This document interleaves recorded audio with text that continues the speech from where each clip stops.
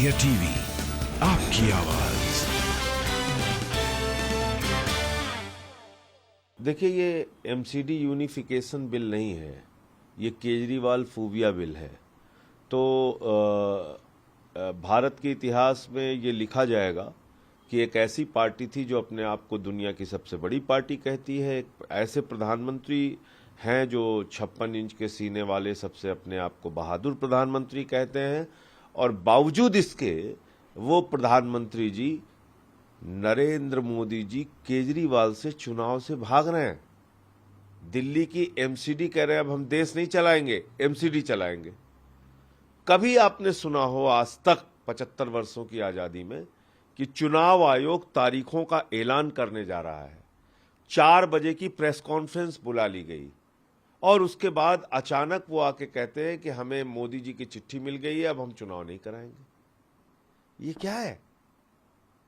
मतलब ये चुनाव आयोग जैसी संस्था को आप अपने कठपुतली बनाने का काम कर रहे हैं। पूरे देश में फिर तो यही संदेश जाएगा, कल गुजरात हारने लगेंगे, गुजरात का चुनाव टाल देंगे, हिमाचल हारने लगेंगे, हिमाचल का चुनाव टाल देंगे, देश में 24 में हारने लगेंगे, 24 का चुनाव टाल देंगे। तो ये एक प्रकार की लोकतंत्र पर तानाशाही है कि आप चुनाव से भाग रहे हैं। मैं तो कहता हूं कि इस देश में एक फिल्म बननी चाहिए, भाग भाजपा भाग। भाग मिल्खा भाग बनी थी जिसको लोग शान से और गर्व से देखते थे, और भाग भाजपा भाग एक फिल्म बननी चाहिए जो इनके कायरता का प्रतीक होगी। लोकसभा में हालांकि आपके सांसद नहीं है, जब ये बिल आएगा क्या कुछ रणनीति रहेगी उसका अपोज करने की? पहली बात तो लोकसभा में लाने का इसका कानूनी तौर पे, संवैधानिक तौर पे विरोध है। वहां भी दूसरी पार्टियों के नेताओं ने इस पे अपना विरोध दर्ज कराया है। लोकल बॉडी का जो इलेक्शन होता है, नगर पालिकाओं का, नगर निगमों का चुनाव, ये राज्य सरकारें तय करती हैं, वहां की विधानसभाएं तय करती हैं। और जब इसको 3 भागों में बांटा गया था दिल्ली एमसीडी को, उस वक्त भी दिल्ली की विधानसभा में इसका प्रस्ताव पास हुआ था। तो पहली बात तो इस पर निर्णय लेने का इनको अधिकार ही नहीं है। गैर संवैधानिक तरीके से ये इस बिल को पास करने जा रहे हैं, लेकिन ये तो गैर संवैधानिक काम करने के लिए ही पैदा हुए हैं। इस पार्टी का जन्म इसीलिए हुआ है। तो इसलिए पार्टियां उसका विरोध करेंगी क्या? किसी से आप लोग की चर्चा हो रही है लोकसभा में? मेरे ख्याल से सब अपने स्तर पे जो भी लोग समझदार हैं वो अपने ढंग से अपना विरोध दर्ज करा चुके हैं। मैंने सुना मनीष तिवारी जी ने इस पे अपना विरोध दर्ज कराया था, प्रेमचंद्रन जी ने अपना विरोध दर्ज कराया था, और भी कुछ दानिश अली जी हैं, वो बहुजन समाज पार्टी के, उनकी तरफ से विरोध दर्ज हुआ इस पे। तो टीएमसी के जो सांसद हैं उन्होंने विरोध दर्ज कराया था। तो अपने अपने स्तर पे लोग विरोध दर्ज कराए। विरोध करेंगे क्या? कुछ बातचीत हुई कि संविधान के खिलाफ है, असंवैधानिक है लोकसभा में लाना?